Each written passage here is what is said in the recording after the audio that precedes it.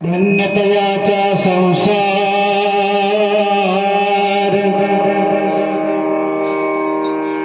जेथे गजर नामाचा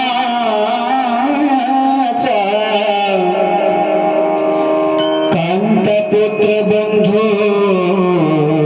जन अवघेश्वर देवा घरी उद्योग करीते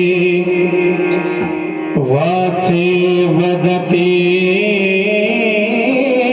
शिव शिव भाव करीती शिवपूजा नसे तुझा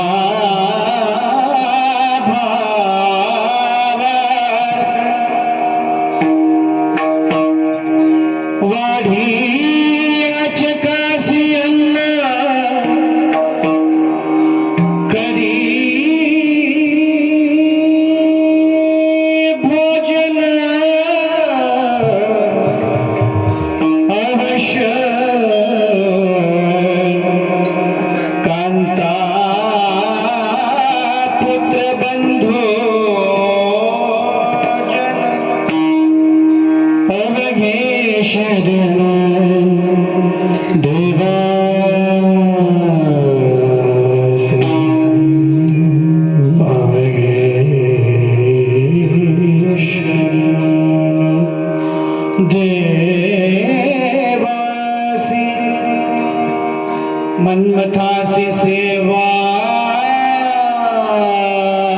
घडो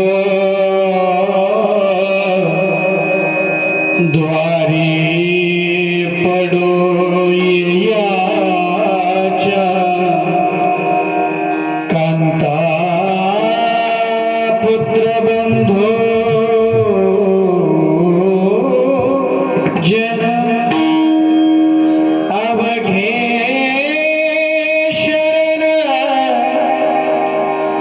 देवासी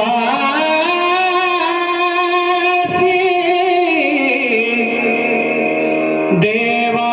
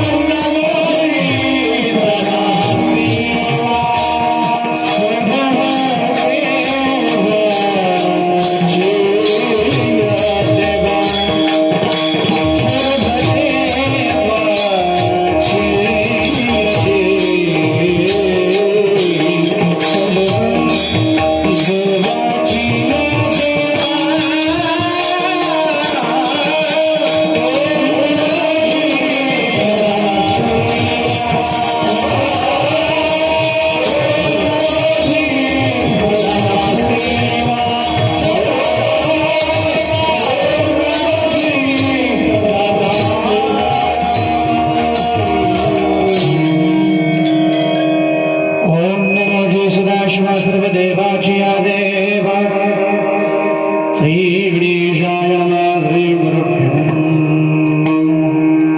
जय जया जय सदाशिव परब्रह्मद्वयानंद वैभव नमो तुझ देवादिदेवा परमेश्वरा जगद्गुरु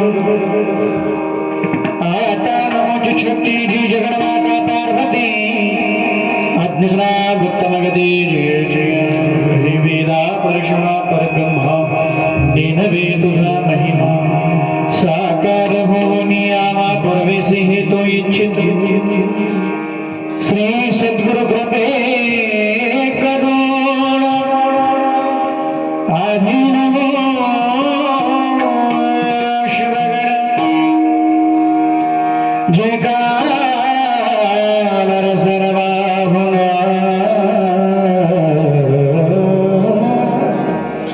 तया सुप्रेमी शरण जन्मी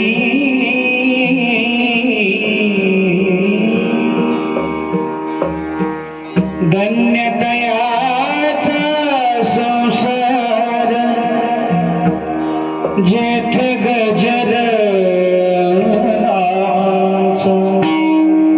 कांता पुत्र बंधू जन अवघे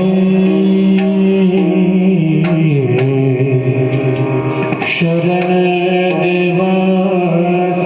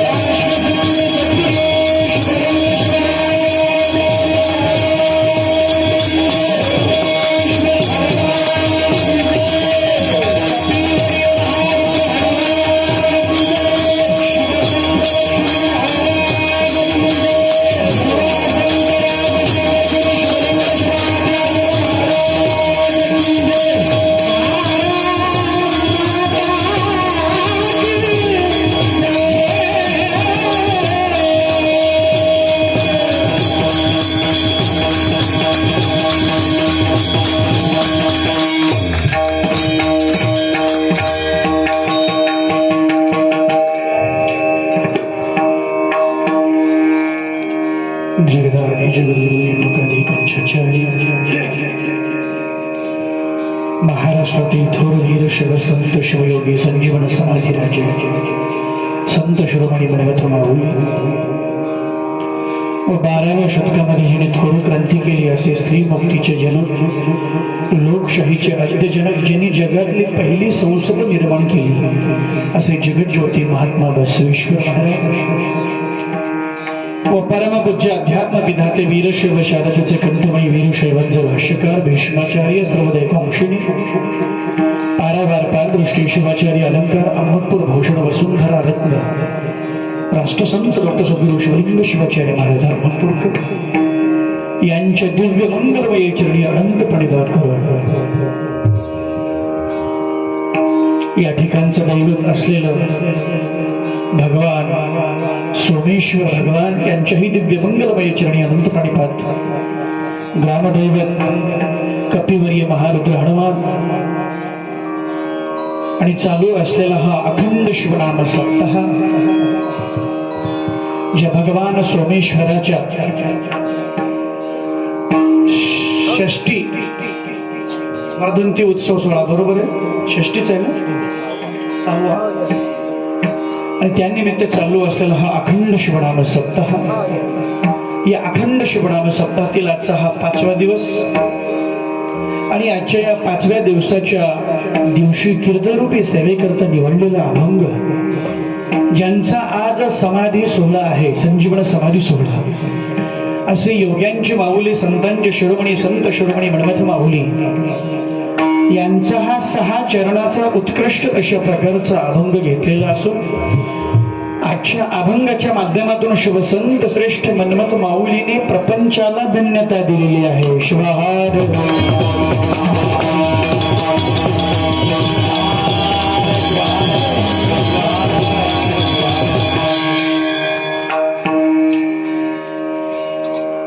आजच्या अभंगामध्ये माऊलीने प्रपंचाला धन्यता दिलेली आहे. आणि ज्या वेळेस आपण गाथा उघडून पाहतो, गाथा म्हणजे समाजाचा माथा ठिकाण्यावर यावा म्हणून गाथा निर्माण केलेल्या आहे. दुसरी गोष्ट, गाथा उघडून पाहिल्याच्या नंतर ज्या गाथ्यामध्ये अनेक आम्ही अभंग पाहिले, धन्य हा शब्द संतांच्या पाठीमागे पाहिला, आपण वाचला. धन्य हा शब्द आपण गुरु महाराजांच्या पाठीमागे, धन्य हा शब्द आपण देशाच्या पाठीमागे पाहिला, धन्य हा शब्द कुळाच्या पाठीमागे पाहिला, धन्य हा शब्द संगतीच्या पाठीमागे पाहिला, धन्य हा शब्द आई वडिलाच्या पाठीमागे पाहिला, धन्य हा शब्द दिवसाच्या पाठीमागे पाहिला, धन्य हा शब्द भक्ताच्या पाठीमागे पाहिला. पण आजच्या अभंगामध्ये माऊलीने प्रपंचाला धन्यता दिलेली आहे. याचं कारण काय? कारणाचा शोध घेत असताना एकीकडे मन्मथ माऊलीने प्रपंचाला धन्यता दिलेली आहे, तर दुसरीकडे आमच्या शिवदास माऊली म्हणतात दिसतसे साच तरी मिथ्या. मग एकीकडे शिवदास माऊली असं म्हणतात, मन्मथ माऊली इकडे असं म्हणतात. दुसरी गोष्ट, ज्या वारकरी संप्रदायाचा कळस म्हणजे तुकाराम महाराज ते म्हणतात या संसाराच्या पायी देव आठवला नाही. तुकाराम महाराज म्हणतात. आणि ज्यांनी पाया रचला ते ज्ञानेश्वर माऊली म्हणतात अवघाची संसार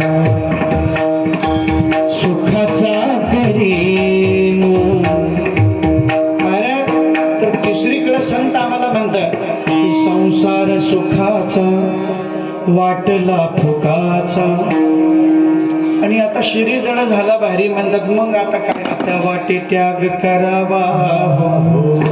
मग एकीकडे असं म्हणतात, दुसरीकडे माऊली धन्यता देतात. सर्वसामान्य माणसाने नेमकं म्हणले करावं तरी काय? याच्यासाठी संत सांगत असताना म्हणतात की बाबांनो, जे 4 आश्रम आहेत माऊलीने प्रपंचाला धन्यता का दिली? शिवाहार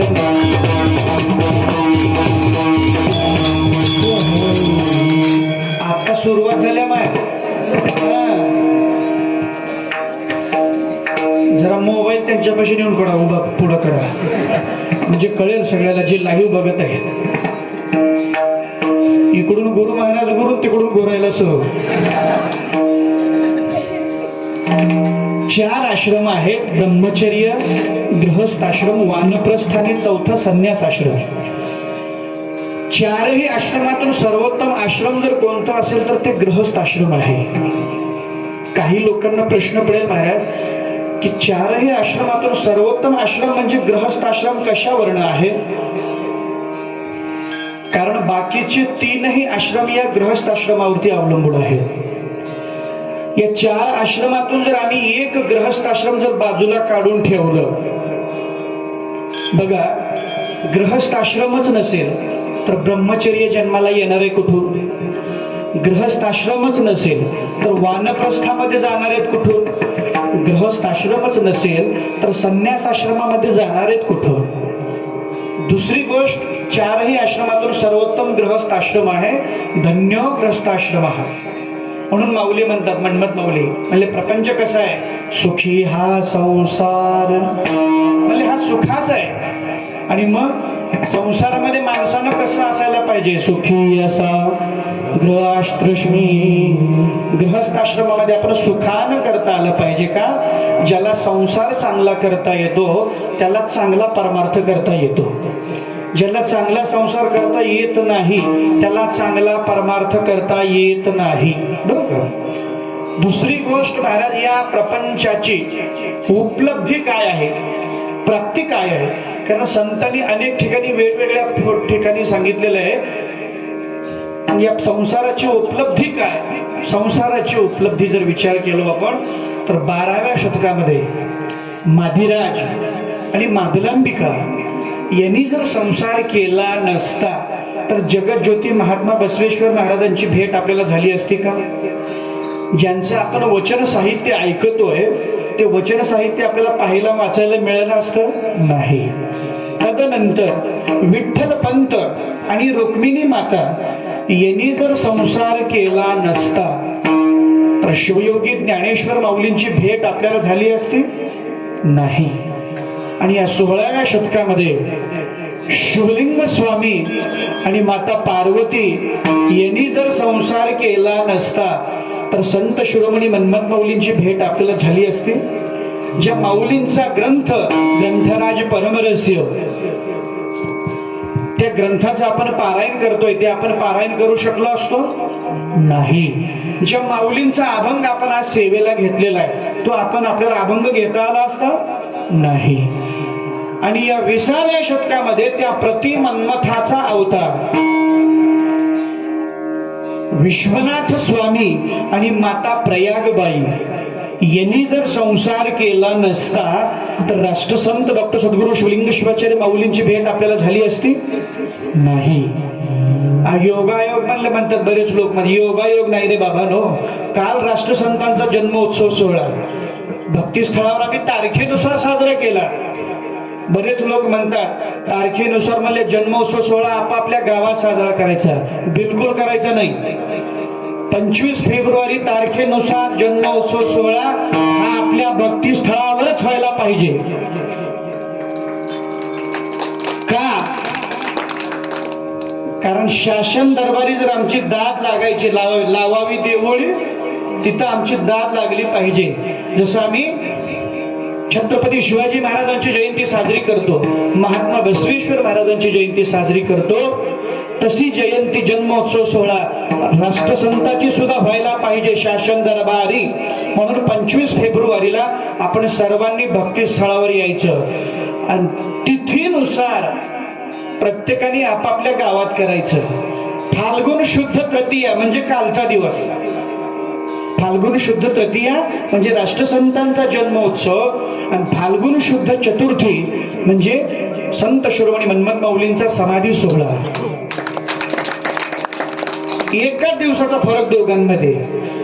माऊलींनी समाधी घेतली पण माऊलींचं जे राहिलेलं कार्य आहे परमरहस्य प्रत्येक घरापर्यंत पोहोचला पाहिजे.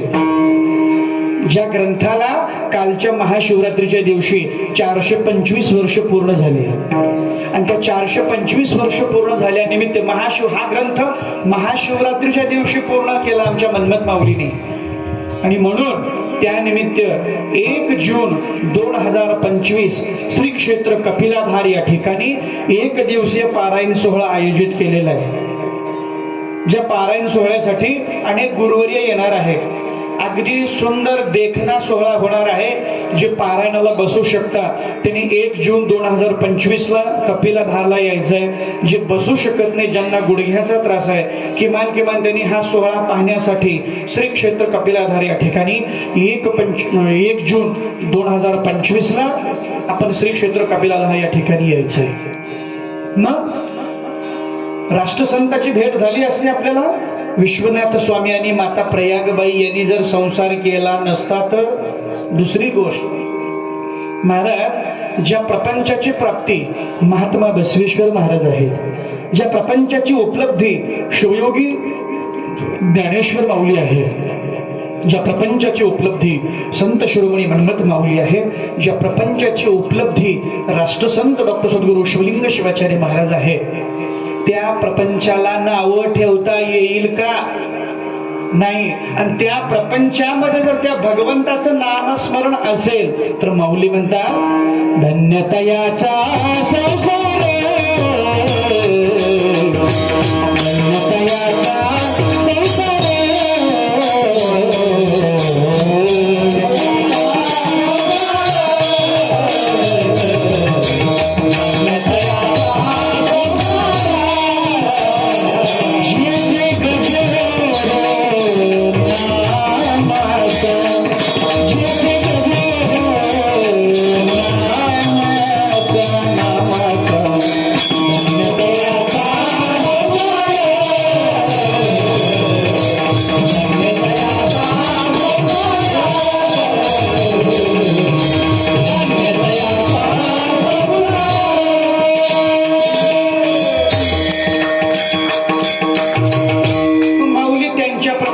धन्यता देतात.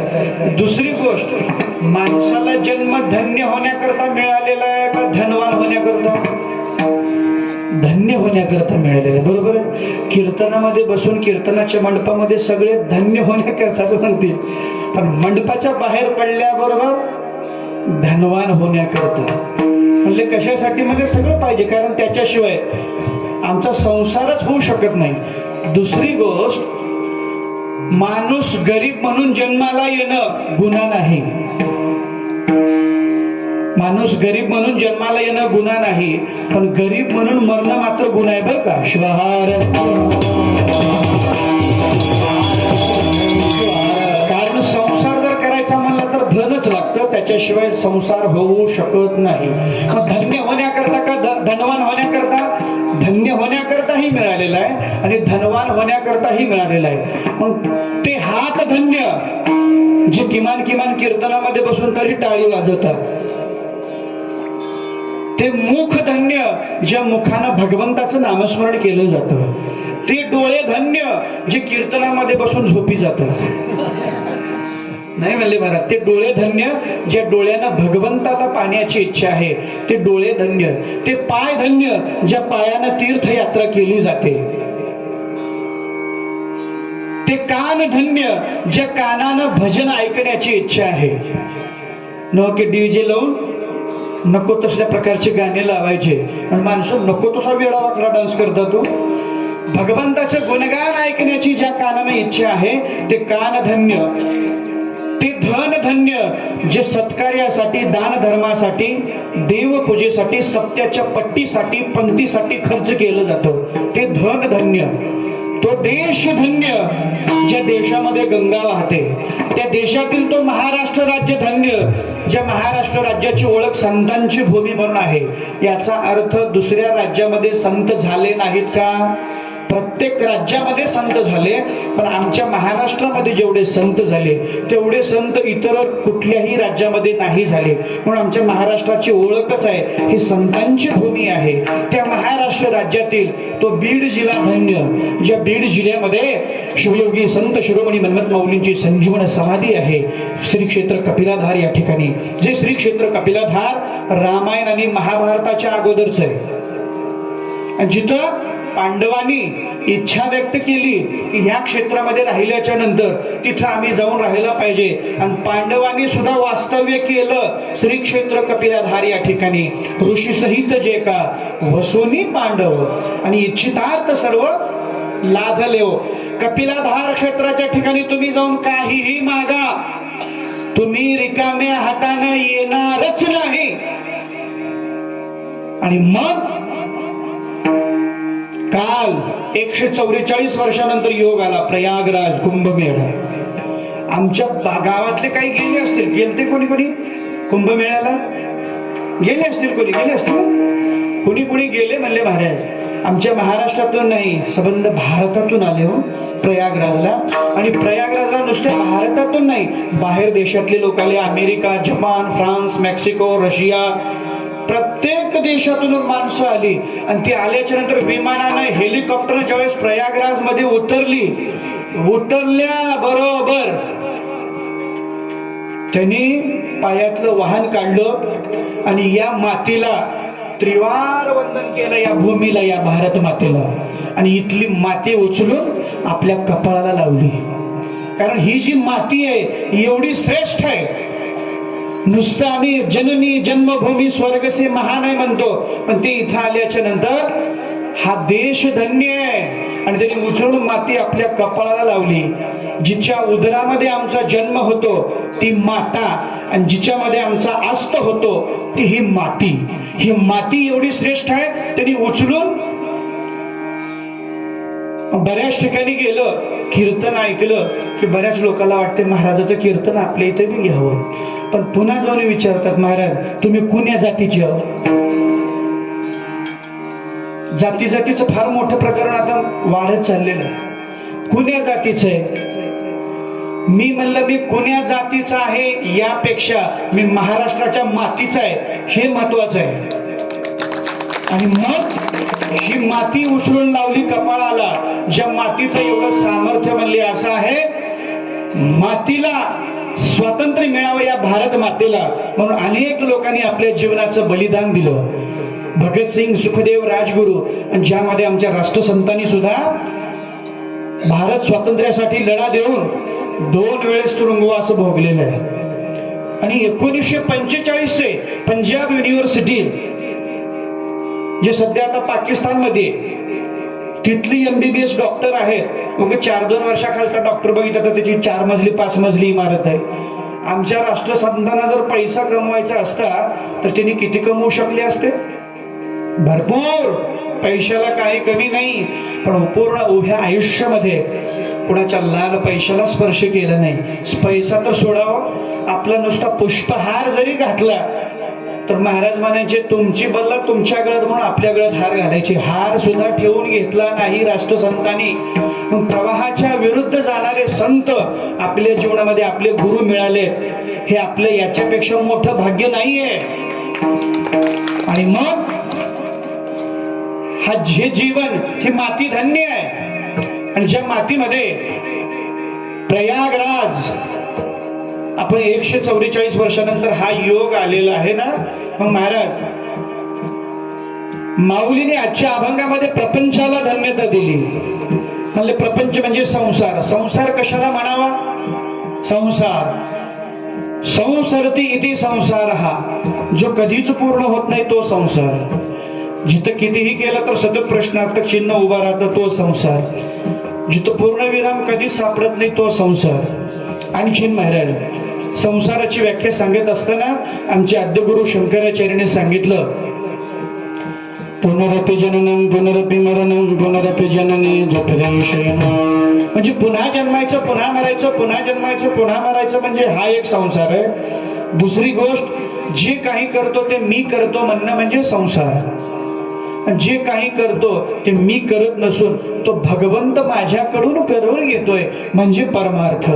स्वतःची चूक स्वतःला कळणं म्हणजे परमार्थ. स्वतःची चूक स्वतःला कळणं म्हणजे परमार्थ. ठीक आहे महाराज. म्हणजे संसाराची व्याख्या लेकरं, मुलं, बाळ, बायको, शेती, धंदा म्हणजे हा एक संसार आहे. आपली ही व्याख्या आहे. आणि तोच अर्थ घेऊन माऊलीनी प्रपंच परमार्थ आहे दोन्ही एक अंग. हे दोन्ही अंग एकच आहे. मी सांगितलं ना, ज्याला चांगला संसार करता येतो त्याला चांगला परमार्थ करता येतो. आणि मग साधं उदाहरण घ्या. आम्ही एका दुकानात गेलो, आपल्या मारुतीरायाच्या मंदिरापाशी दुकान आहे वाटतं ना, किराणा दुकान. तिथल्या मंदिरात गेलो आणि एक 10 रुपयाचा पतंजलीचा बिस्किट पुडा द्यावं म्हणलं. त्याला सांगितलं 10 रुपयाचा बिस्किट पुडा द्या म्हटल्याबरोबर दुकानदाराच्या हातात 10चा बंदा दिला. नोटा म्हणा, बंदा आलाय ना चरणामध्ये, मग बंदा दिला. त्याने बंदा घेतला आणि बिस्किट पुडा काढला आणि असा दिला. उगाच सहज त्यानं पलटी मारली त्या बंद्याला. बंद्याला पलटी मारल्याबरोबर त्या बंद्याला एका दुसऱ्या बाजूला कुठलेलं होतं. तो बंदा कुठलेला होता, त्याने बिस्किट पुड्याचा हात पुढे केलेला, पुन्हा मागं घेतला आणि हे 10चा बंदा त्याच्याकडे पुढे केला. ज्यांनी दिला त्याला. त्याने म्हणलं काय झालं मग? दुकानदार साहेब त्यांनी म्हणलं हा बंदा चालत नाही. त्याने म्हणलं का चालत नाही? अहो ह्याची एक बाजू पूर्ण कुठलेली आहे ना. त्याला मी म्हटलं मग एक बाजू जरी कुठलेली असेल तर दुसरी बाजू चांगली आहे ना त्याची. त्याने म्हणलं महाराज एक बाजू चांगली असून चालत नाही बंद्याची, त्याच्या दोन्ही बाजू चांगल्या पाहिजे. वैसे हम भी उस भगवान के बंदे हैं, वैसे हम भी उस भगवान के बंदे हैं. ये बंदा भी दोनों तरफ से अच्छा होना चाहिए, प्रपंचाकडूनही आणि परमार्थाकडूनही. बऱ्याच ठिकाणी असं होतं, म्हणजे प्रपंचाकडूनही आणि परमार्थाकडूनही चांगलं पाहिजे ना. मग माऊलीने जेथे गजर नामाचा, माऊली म्हणतात त्यांच्या प्रपंचाला धन्यता देतात. जेथे गजर म्हणजे महाराज ते सगळे ते पकवाजे एकीकडून गायक एकीकडून कीर्तनकार एकीकडून त्या स्पीकरला बिचारला त्यांना परेशान करूयात म्हणले. आवाज वाढवा, आवाज वाढवा, आवाज वाढवा. म्हणले एवढा आवाज आहे की इकडे साऊंड तिकडे साऊंड तिकडे साऊंड, पुन्हा वरील भोंगे लावलेत. मग एवढा आवाज द्यायची काय गरज आहे? म्हणजे तुमच्या देवाला का ऐकू जात नाही का बहिरा आहे देव? अरे नहीं बाबा नो, अगर चीटी के पैर में घुंगरू बंधे तो वो भी ईश्वर सुनता है. देवाला ऐकू जातं. आम्ही देवाचं नाव मोठ्याने का घ्यावं? माऊली परम रस्त्यामध्ये सांगतात बघा, देवाचं नामस्मरण कसं केलं पाहिजे. तेने टाळी वाजवून घोषे अंबर गरजवून नाचून करी भजन सद्भक्त माझा तू. म्हणजे तू माझा भक्त आहे. आणि मग नाचोने करी भजन घोषे अंबर गरजवून, म्हणजे आमचा आवाज जितका मोठ्यानं जाईल, या आवाजाची सीमा जिथपर्यंत आहे त्या सीमेच्या बाहेर थांबतात कोण? भजनी मंडळ नाही, आमच्यावर येणारी जी संकट आहे, अडचणी आहेत, विघ्न आहेत, त्या अडचणी संकटाची मजाल नाही महाराज त्या आत येण्याचे. म्हणून आम्ही रोज म्हणतो पाहुणी ऐशा शुभ भक्ताला नाही तर करला. मला हे सामर्थ्य नामस्मरणाचं, आणि ज्यांनी नामस्मरण केलं त्यांच्या पलीकडं. म्हणून देवाचं नामस्मरण करत असताना मोठ्याने केलं पाहिजे. जप करत असताना मात्र जपाची पद्धत वेगळी आहे. जसं नामस्मरण करतोय, भजन करतोय, तसा जप चालत नाही. जप करत असताना आपण जप असा केला पाहिजे की आपल्या ओठाचा आवाज आपल्या कानाला सुद्धा नाही यायला पाहिजे. बरोबर आहे महाराज? आज महाराज आमचे माझ्या पाठीमागे थांबले. भूषण स्वामी म्हणजे काही चेष्टा नाही बरं का, नाव म्हणजे. वर्षाला आमच्यात त्यांचं प्रसादाचं कीर्तन असतं. राष्ट्रसंतांच्या मुखातून मी ऐकलं होतं शंभूंदर याला भूषण सारखा स्वामी पूर्ण मराठवाड्यात नाही म्हणले. हे आमच्या आप्पाच्या मुखातलं वाक्य. आणि महाराजांच्या समोर मी मग गुलगुला बोललोय, पण निनती लेकरू भलं त्याची बोले, त्याची माता डोले आनंदाने. म्हणून मी लेकरू होऊन त्यांच्या पुढे बोलतोय. जरी एखादी चूक अभद्र शब्द गेला तर मी क्षमा मागतो. मी काय सांगत होतो? जप. आपण जप करत असताना आपल्या ओठाचा आवाज कानालाही नाही आला पाहिजे. पण माणसं काही काही असं जप करतात, 10-5 माणसाला ऐकू गेला पाहिजे जप. जपाची ही पद्धत नाही. आपण रोज म्हणतो का नाही पारायण झाल्याबरोबर कसं जप कसा करावा? सोहम जपता नाम शिवाचे, सोहम जपता नाम शिवाचे, आत्मश्री रमाला सदा जपे जो प्रेम भक्ती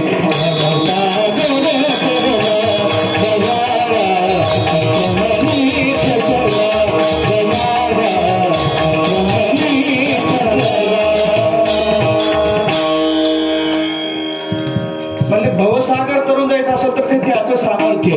ठीक आहे महाराज. मग जेथे गजर नामाचा बऱ्याच ठिकाणी असं होतं, मालक भजन करतात, मालकीन करतात का? मग त्यांच्या प्रपंचाला धन्यता नाही. मालक भजन करतात पण मालकीन जर करत नसतील तर त्यांच्या प्रपंचाला धन्यता नाही. बऱ्याच ठिकाणी असं होतं, मालकीन भजन करतात पण मालक करतात का? नाही. मग तुमच्याही प्रपंचाला धन्यता नाही. योगायोगानं कुठेतरी असं होतं, मालकही भजन करतात आणि मालकीनही भजन करतात. म्हणले त्यांच्या तरी प्रपंचाला धन्यता, त्यांच्या सुद्धा नाही. महाराज दोघं करून सुद्धा दोघांच्याही प्रपंचाला धन्यता नाही. म्हणजे नेमकं माऊली कोणाच्या प्रपंचाला धन्यता देतात? कांता पुत्र बंधुजन, कांता पुत्र बंधुजन,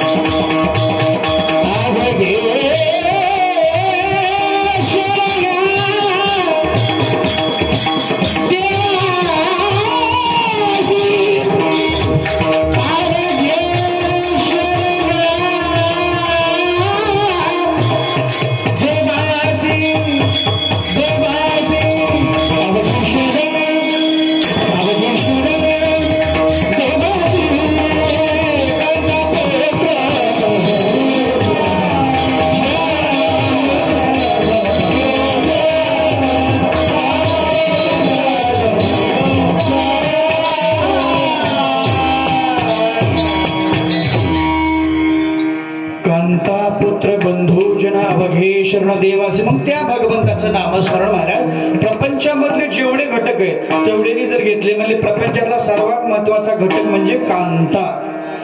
ठीक आहे. मग नाम, त्या नाम जर भगवंताचं घेतलं, नाम बघा, नामामुळं असं होतं, नाम पवित्रामध्ये पवित्र आहे. अपवित्र वस्तूला सुद्धा पवित्र करण्याचं सामर्थ्य भगवंताच्या नामात आहे. नाम मंगलामध्ये मंगल आहे. अमंगल वस्तूला सुद्धा मंगल करण्याचं सामर्थ्य भगवंताच्या नामामध्ये आहे. म्हणून माऊली म्हणतात, नाम चांग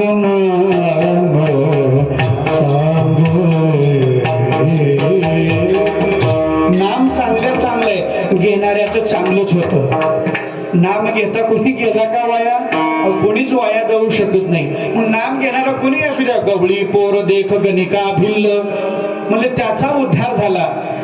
आणि मग एवढं सामर्थ्य जर त्या भगवंताच्या नामामध्ये आहे, आणि हे नाम जप जो करतो, नामस्मरण जो करतो, भजन जो करतो, माऊली म्हणतात तोची धन्य ती भूमी, तोची धन्य ती भूमी.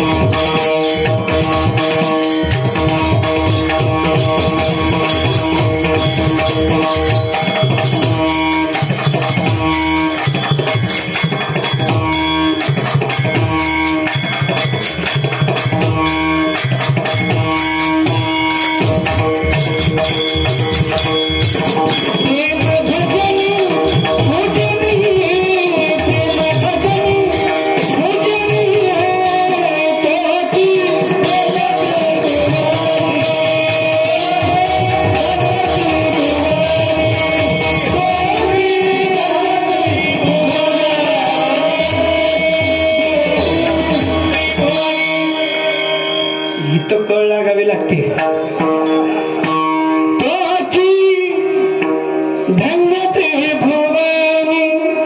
पोटभर जेवण जर करून कीर्तन थांबलं तर कीर्तन झाल्याबरोबर भूक लागावी लागते. असो काय सांगितलं तुम्ही, तोची धन्य त्रिभुवनी प्रेम भजनी पूजनी.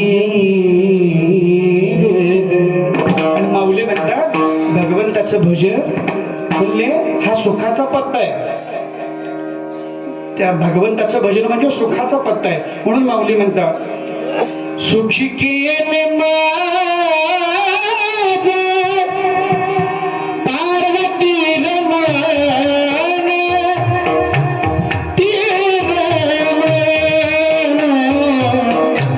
आपले भजन देव आपले भजन देवनिया. ओ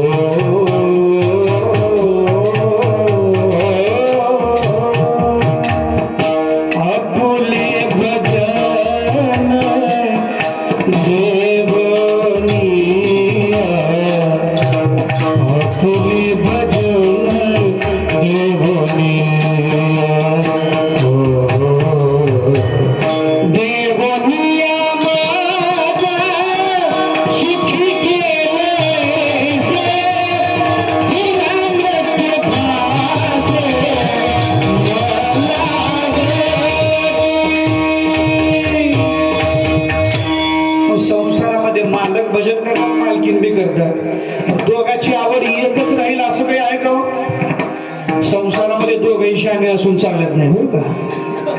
दोघंही शहाणे झाले तर भांडणं होण्याची शक्यता आहे. आणि संसारामध्ये दोघंही भोळे असून चालत नाही, नाहीतर संसार अधोगतीला जाण्याची शक्यता आहे. पण दुसरी गोष्ट, संसारामध्ये दोघांची आवड एकच असेल असं कशावरून? दोन नवरा बायको होते. बायकोला नाद होता टीव्ही बघायचा, मालिका, आणि नवऱ्याला नाद होता पुस्तक वाचायचा. आणि नवरा उठलं की आला कामावून ड्युटीवरून ऑफिस आला की पुस्तक वाचत बसायचा. ती बायको टीव्ही बघून कंटाळून जायची. नवरा म्हणले सारखं पुस्तकामध्ये तोंड घालून बसतोय. ती नवऱ्यापाशी आली, अहो बघा म्हणले जरा घरात माणसं आहेत, आमच्याकडे कधी बघायचं उठलं की सोडलं ते पुस्तक तोंडापुढे धरतात, पुस्तकच वाचत बसतात. बघा आमच्याकडे कधी तर बघत जावा, बोलत जावा. मला तर कधी कधी कंटाळा एवढा येऊन असं वाटू लागले म्हणले मला पुस्तकच हवं वाटू लागले. म्हणजे बायको म्हणजे किमान तुम्ही मला हातात तर घेऊन बघत बसचाल. बायको काय म्हणते मला पुस्तकच हवं वाटतं. नवरा म्हटला तू पुस्तक होऊ नको. तिने म्हणली का? तिने म्हणली मग तू मग काय कॅलेंडर हो म्हणला. कॅलेंडर. तिने म्हणली का? किमान वर्षाला एकदा बदलते तर ते.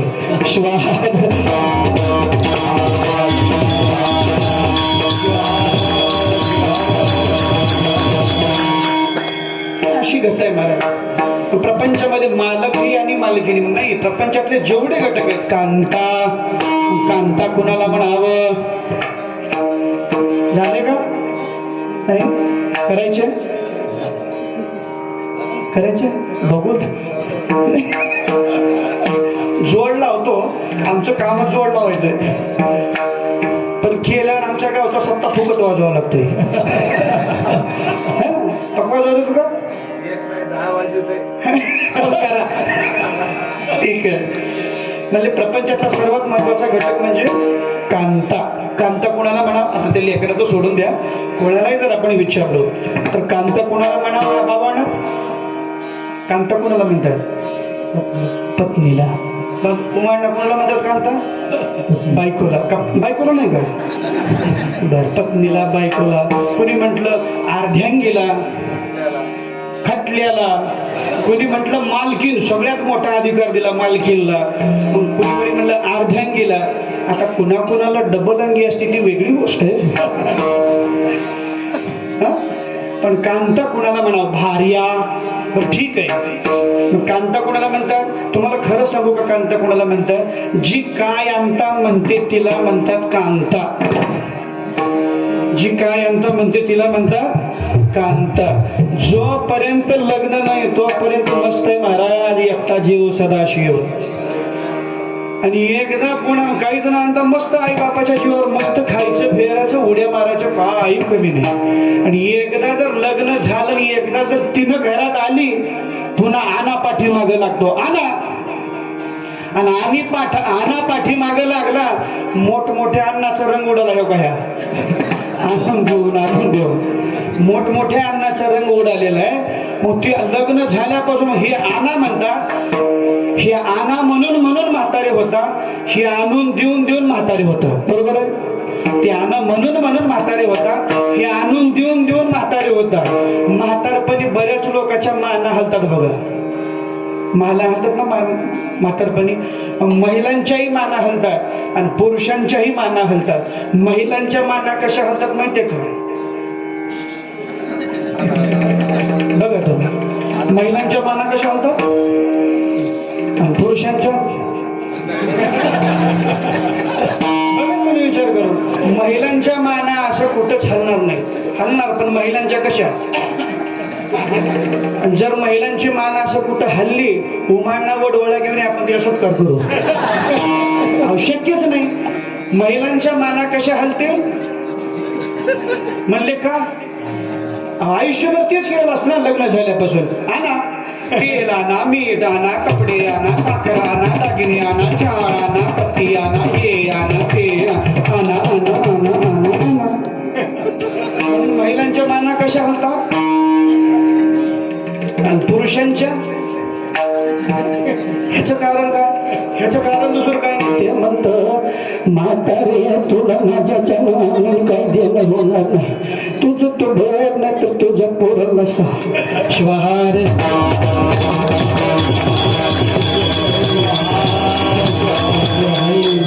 विनोदाचा भाग सोडा.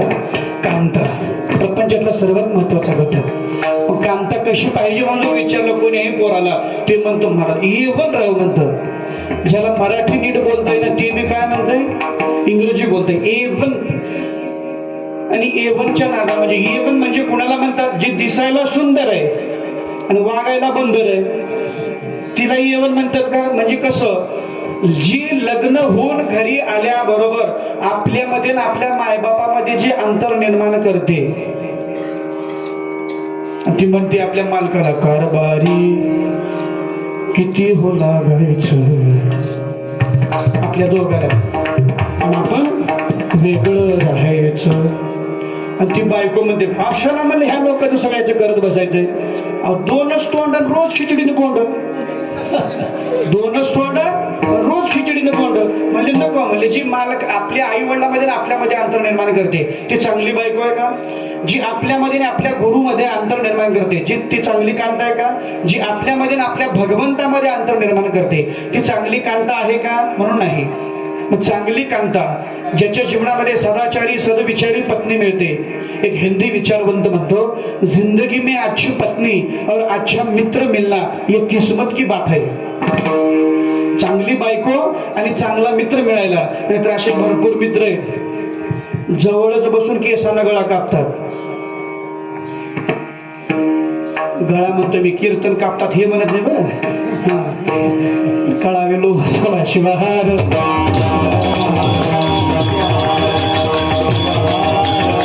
जवळ बसून. उदाहरण सांगू का? लातूरचं प्रकरण, चव्हाण क्लासेस. मित्रानंच मित्राची सुपारी दिली आणि त्याचा काटा काढला.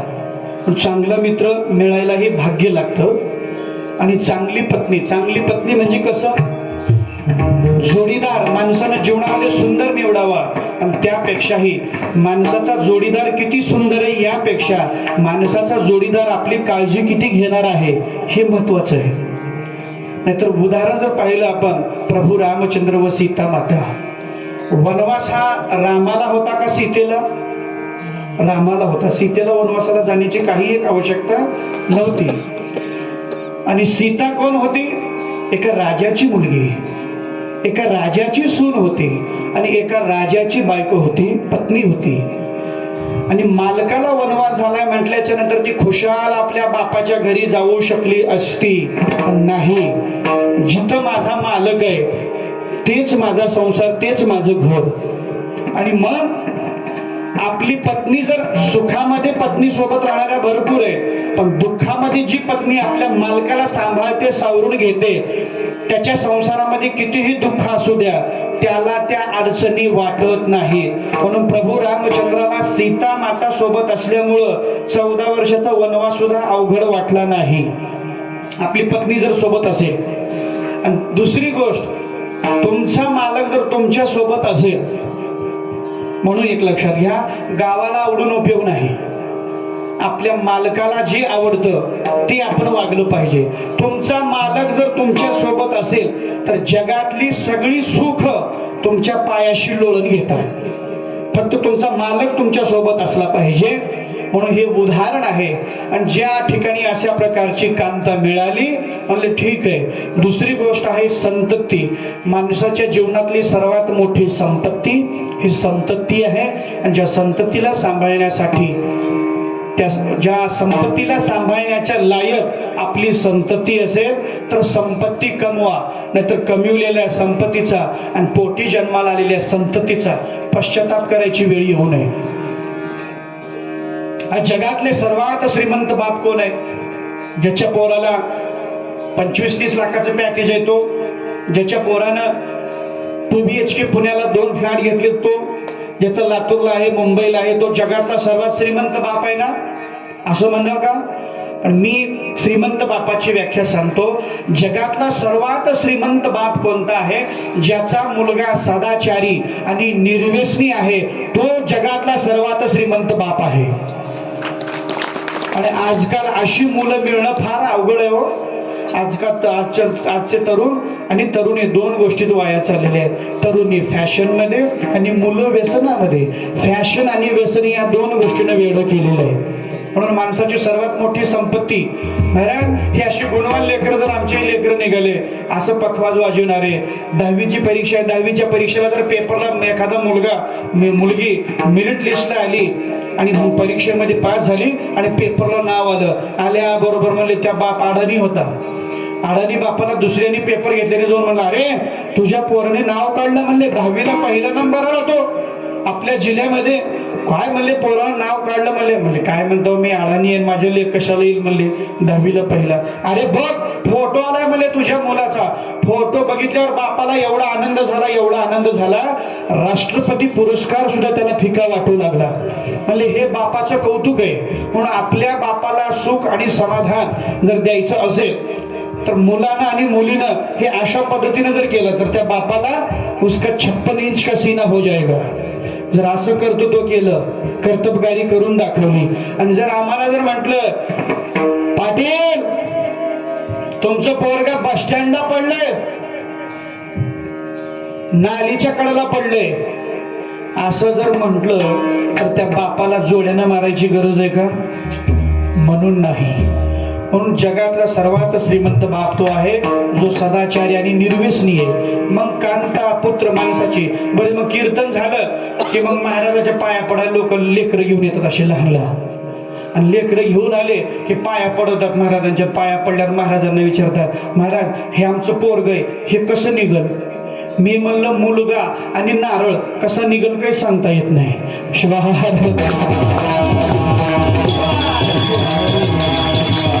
आपला जर मुलगा चांगला निघावा वाटत असेल तर संस्कार केले पाहिजे. संस्कार जे संस्काराच्या माध्यमातून संस्कार हे निपजला मारतंड हे सामर्थ्य आहे.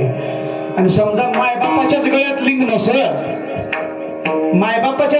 नसेल तर पोरं घालतील का? घालणार नाही. उग रोज आपण म्हणायचो मंदिरात आलं की सांब माझा मी सांबाचा धोपट मार्ग हा शिवाचा बाळवानेचा जन्मला आणि पाणी घाली तो गळ्यात असला तर. नाहीतर ह्या महाशिवरात्रीत त्या महाशिवरात्रीलाच काढतात महाराज लोक. आणि मग दुसरी गोष्ट आहे, ठीक आहे पहिली गोष्ट नाम सांगितली आणि ते नामस्मरण. प्रपंचातल्या सर्व घटक म्हणजे कांता पुत्र बंधोजन अवघे शरण देवासी. दुसरी गोष्ट प्रपंचाला परमार्थाला पोषक आहे नाम. म्हणून ज्याला प्रपंचामध्ये प्रगती करायची आहे त्यांना आपल्या बापाला भ्यावं. ज्याला प्रपंचामध्ये प्रगती करायची आहे त्यांना आपल्या बापाला भ्यावं आणि ज्याला परमार्थामध्ये प्रगती करायची आहे त्यांना पापाला भ्यावं. शिवाहार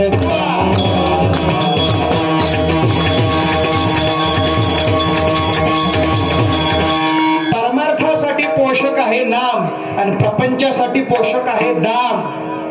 आणि प्रपंचामध्ये जर दाम नसेल ना, जी आपली सगळ्यात आवडती म्हणजे कोण? बायकोच आहे का आवडती? तुमची बी तुमची नाही म्हणले महाराज, कोणाची बी जी आपली सगळ्यात आवडती बायको आहे. वित्त नाही जयापाशी ऐका त्याची गती कैसी भारी आवडीची मोठी घाली कपाळाशी गाठी आटी. बायको म्हणते 40 वर्षापासून तुमच्या सोबत संसार केला पण गळ्यात फुटका मनी केला नाही. बघा त्या शेजाऱ्यानं आपल्या बायकोला कशी पिवळी झलक मडवली आहे. आमच्या भजन करायच्या बायका सुद्धा पिवळ्या झरत होता पण कावीळ झाल्यावर बर का.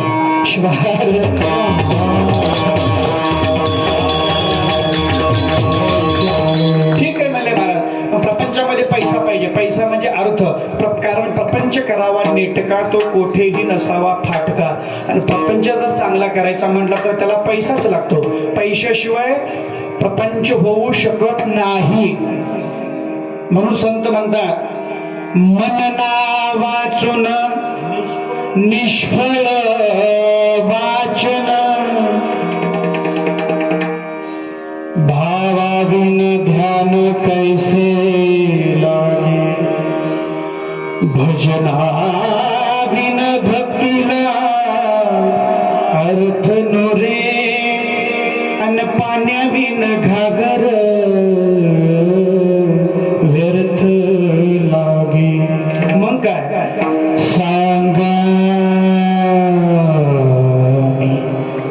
काय करू भक्ती करू का पोट भरू सांगा मी काय करू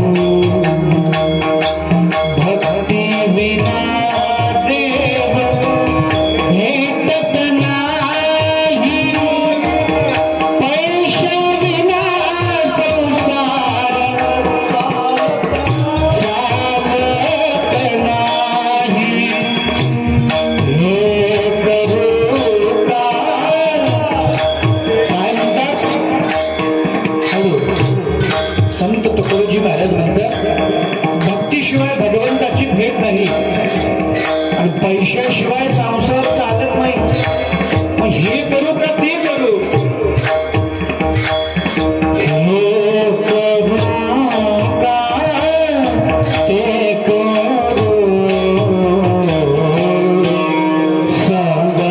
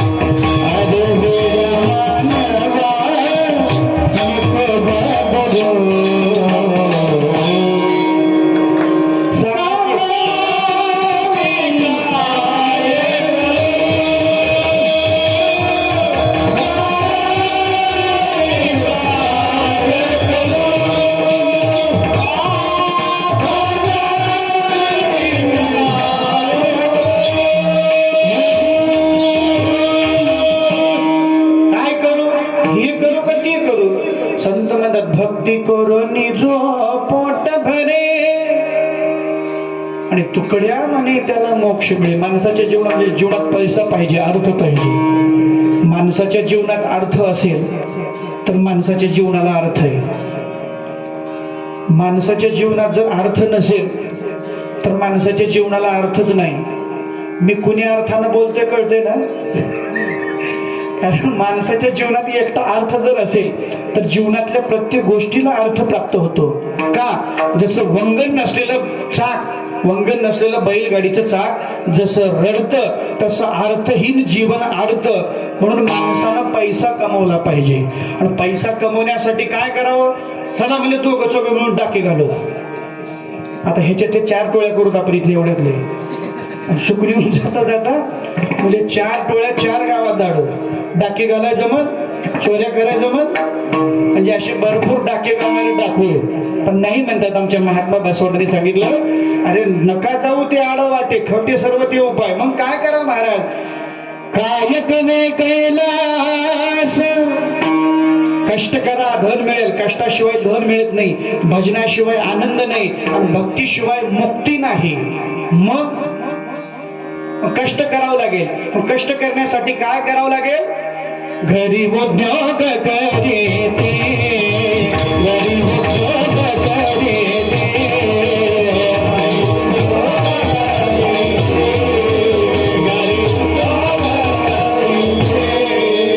वाचवती शुभ शुभ, वाचवती शुभ शुभ, घरी उद्योग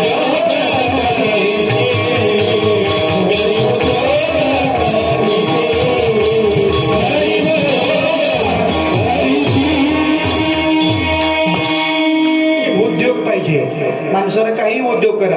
तुम्ही बस स्टँडला गोळ्या फुटाने विका, गोळ्या फुटाने विका. मग काही काही लोकांना लाज वाटते आपण गोळ्या फुटाने विकताव, ते सोनं विकतंय, कोणी साखर विकतंय. आपल्या उद्योगाला कधीच कमी समजायचं नाही. आपण गोळ्या फुटाने विकतो ना, पण त्याला कमी समजायचं नाही आपल्या उद्योगाला, धंद्याला. का? कारण त्याच्यामुळे आपलं पोट भरतो, त्याच्यामुळे आपला उदरनिर्वाह चालतो. तो आपण प्रामाणिकपणाने करायचा. मग कोणाचा मध्यम असेल, कोणाचा मोठा असेल, मग तो उद्योग करून अर्थ प्राप्ती होते. कारण आपल्यापाशी पैसा असेल, जब तक आपके पास है पैसे लोग पूछेंगे आप है कैसे. आणि ज्या दिवशी आपला पैसा संपला, जगातल्या सर्व लोकांचा पैसा संपतो. म्हणून माणसानं, तरुण मुलानं, जी संतती म्हणलं, आपण म्हणलो नाही पुत्र म्हणलो, तरुणांनी म्हणले 2 रुपये तरी कमवून आणायची अक्कल पाहिजे. मग माईच्या बापाच्या जीवावर जर तुम्ही ऐशाराम मोबाईल घेऊन सूट बूट घालून जर फिरत असाल, तर घटना बघा महिन्याखाली झाली, 1 महिना सुद्धा झाला नसेल किंवा झाला असेल. ते बिलोली तालुक्यात मिनकी गाव आहे, मिनकी. तिथल्या 12वीच्या पोरानं आत्महत्या केलं. 1 महिना झालं नाही. कशासाठी? बापाला फोन मागितला, मला फोन पाहिजे. बघितलं व्हॉट्सअप पेपरला आलती बातमी, फाशी घेतली, फोटो नाही आली होती. बापाने मला ह्या वर्षी पाऊस पडून सगळे गेले, काही नाही बघ आपण बघू म्हणले, विमा अनुदान काही आलं तर देतो बाबा घेऊन. मिळले एकुलतं एक पोरग आहे, दिलं घेऊन, देतो म्हणलं. पण त्याने मला मग एकुलतं एक पोरग असून बापानं मला मोबाईल दिला नाही म्हणलं, गेलं शेताकडून घेतलं फाशी. मोबाईल दिली म्हणून फाशी घेतलं. आणि सकाळी बाप गेला शेताकडे, आता काय म्हणले शेतात जनावर वगैरे बाहेर काढा कोट्याच्या म्हणून. बाहेर गेल्यावर बघतो तर काय पोरानं फाशी घेतली. एकुलता एक मुलगा ज्यानं फाशी घेतली. बापानं म्हणलं आता माझ्या जगण्याला काही अर्थ नाही म्हणलं. आणि दुसऱ्या बाजूला बापानं फाशी घेतलं. बापानं फाशी घेतल्याबरोबर गाव सगळं बघायला तिथं उलटलं. ज्याची एकुलता एक मुलगा गेला, नवरा गेला, त्या माऊलीनं कसं करावं होतं. म्हणून मी सांगतो, 2 रुपये तरी कमवून आणायची अक्कल पाहिजे. ज्या घरात दररोज 2 रुपये कमवून आणले जातात, त्या घरातल्यासारखं सुख कुठे नाही.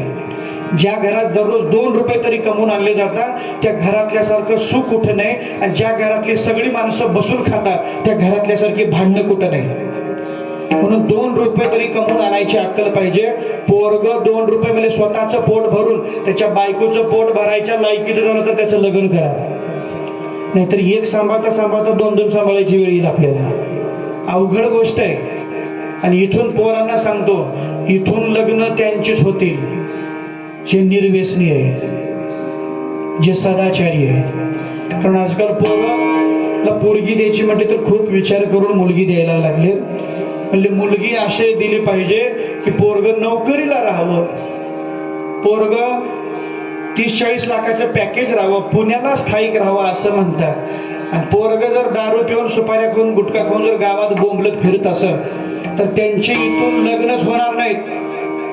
पहिलं कटाळे सोडत होते बघा देवाला. तुमच्या गावात सोडतात का कटाळे? तसं काही दिवसांना आता पोरं सोडायची वेळ येईल. कालची घटना, म्हणजे अजून घटना तुम्हाला दृष्टांत कथेत देत नाही. कर्नाटकमध्ये लग्न जमलं, नवरदेव शेवंतीला गेला. आता शेवंतीचा आयर म्हणजे लग्नाचाच आयर असतो ना.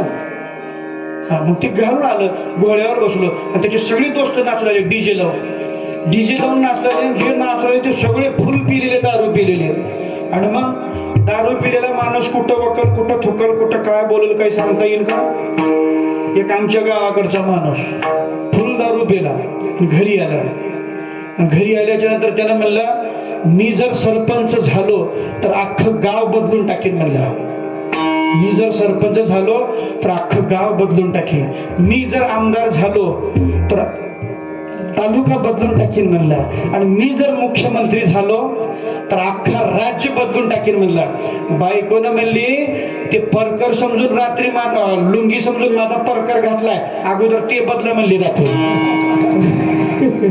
दारू पिलेला माहिती काय म्हणाल काय सांगता येत नाही. मग दारू पिलेले पोरं नाचू लागले आणि मिरवणूक आली मंडपामध्ये लग्नाच्या.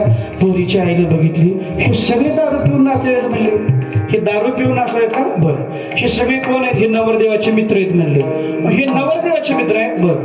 मग नवरदेवाचे मित्र जर असे असतील तर नवरदेव सुद्धा त्यातलाच असेल. शेवंतीचा आयर घोड्यावर बसून आलेला नवरदेव, त्या मुलीच्या आईनं म्हटलं, मला लग्न करायचं नाही, हे लग्न मोडलं.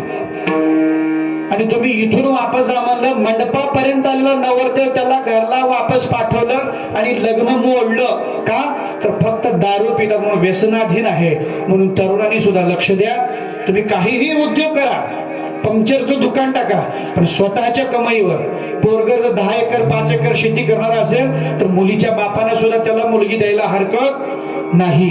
नुसतं नोकरी वगैरे जर म्हणत बसला, शेती राहावं नोकरी राहावं आणि पुन्हा नोकरी मोठं घर बघून द्यायचं आणि पुन्हा मग महाराज पंचांगण बघायला यायचं महाराजाकडं. आमच्याकडे म्हणजे आले महाराज आमचं पंचांगण बघावं. काय झालंय म्हणजे रोज जावाई पोरीला पिऊन मारलाय म्हणले, रोज जावाई पिऊन पोरीला मारलाय.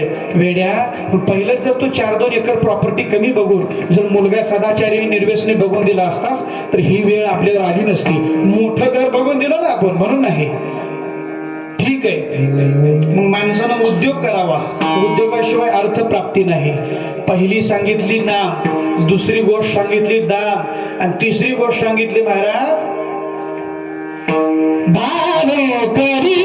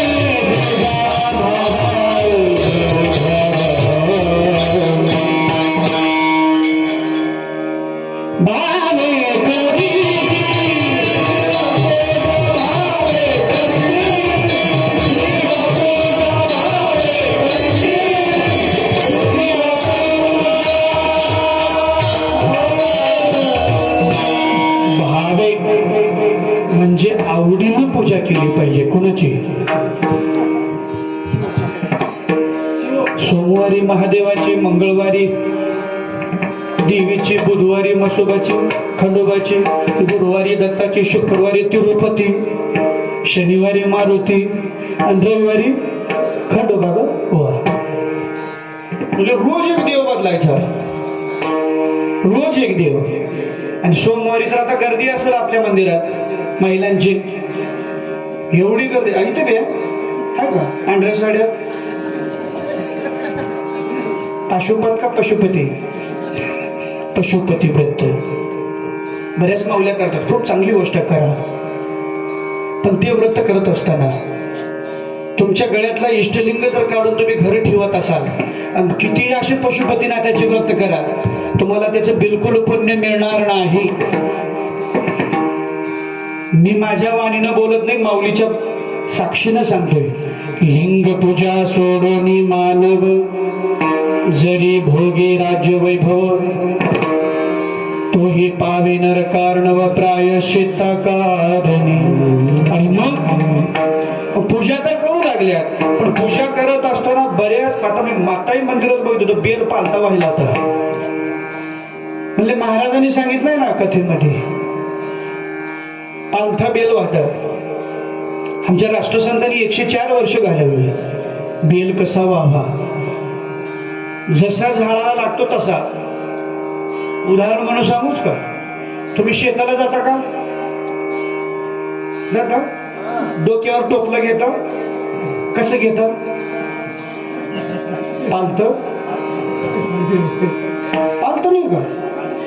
पालत कसं घेता? सोयीचं घ्यावं लागेल ना टोपलं. जसं डोक्यावर टोपलं सोयीचं घेतात, तसं बेल सुद्धा सोयीचाच व्हायचा. पालथा बेल कोण वाहत? जे पालथे लोक आहेत ते पालथा बेल वाहतात.